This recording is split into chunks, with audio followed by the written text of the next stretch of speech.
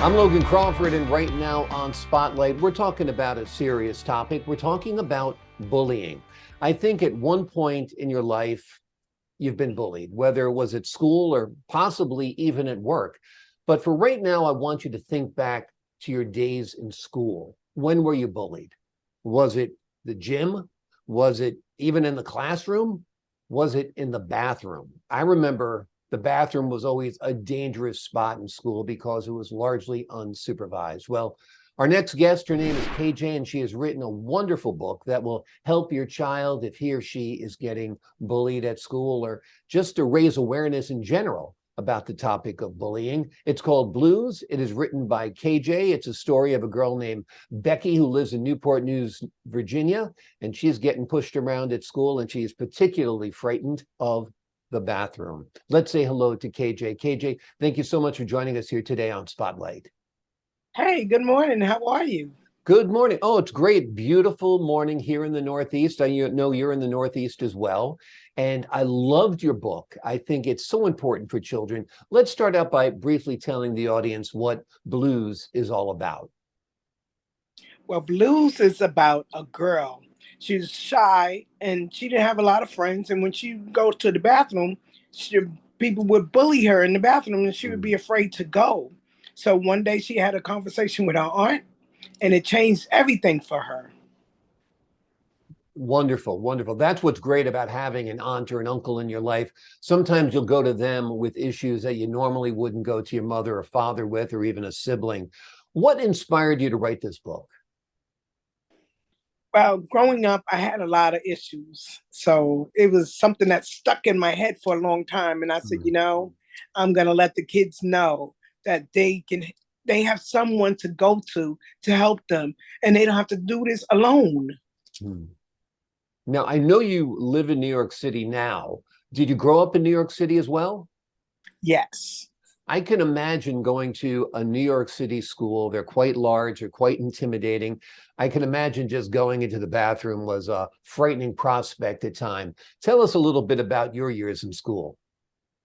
Well, going to school, it was intimidating. But when you're a little kid, you don't even know you're being intimidated.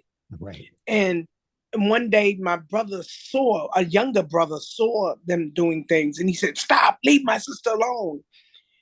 And that drew attention, and that slowed it down. And that slowed it down.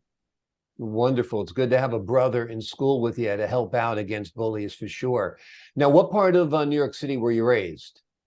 In the Bronx. In the Bronx. Okay. Yeah. So, like I said, the schools can be quite tough there, probably among the toughest in the country, but they also kind of make you a strong individual later on.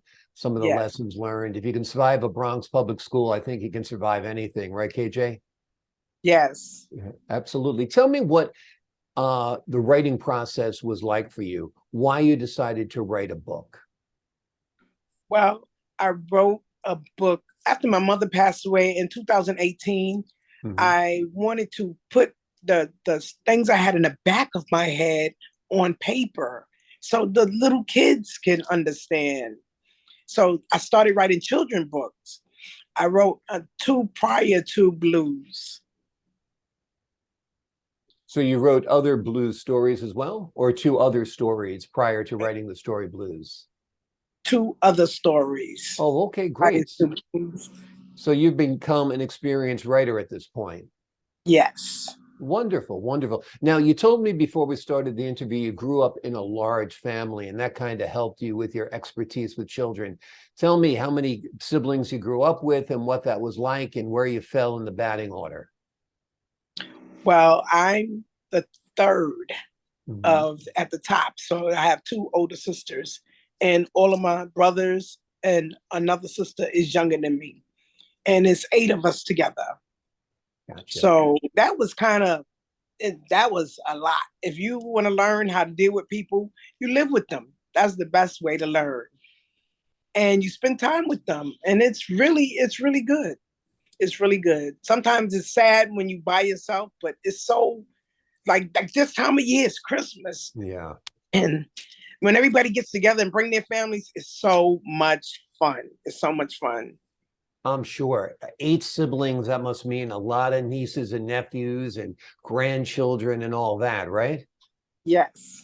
It really makes the holidays. I feel like I'm going through Christmas withdrawal right now. My kids are grown. There's no toys to buy. Unless you're buying toys for Christmas, I find that Christmas is a whole lot less fun.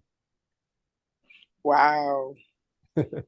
You feel the same way? You need little kids to make Christmas special.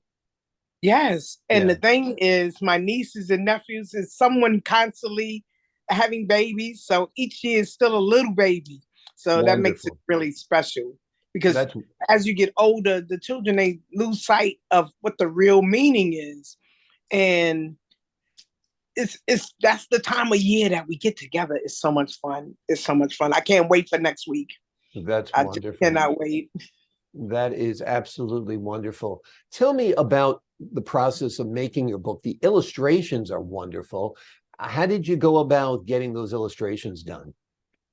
Well, I found this phenomenal girl, and she was doing it, and something happened. Something happened for like a month. So I said, and they called me and said, "Are your book ready? Your book?" I said, "I'm still waiting on the illustration." So I found this other girl, and she was extra phenomenal. Oh my God! And she whipped it up really quick. I said, "I need this. I need this. I need this," and she did it. I said, "Oh, I love you. I love you." That's wonderful. Well, she did a wonderful job.